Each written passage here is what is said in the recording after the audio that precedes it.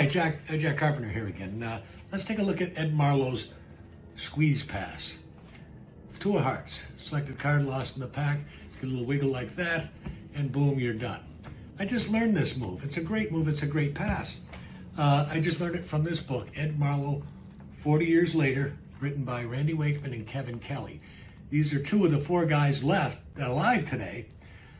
You got Randy, Kevin, Bill Malone, and Jim Molinari. These are the guys that are left that actually spent time, decades with the man himself on a weekly basis or more. They really knew the guy inside and out, and were true students of his.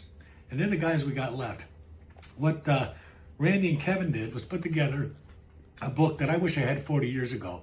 If somebody said to me, here's a book of some top-notch, just loaded with the commercial, practical stuff of Ed Marlo, no Pharaoh shuffles, no bizarre esoteric moves or, complicated, I shouldn't say complicated, but the sheer volume of all the, the academic approaches to all the things. Just pure commercial, card magic, practical, easy to do, let's say easy to do, that's what we like.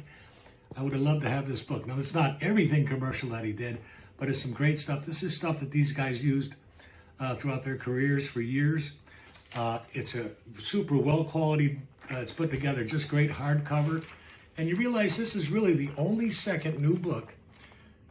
There's only two books that came out in hardcover when they were first released.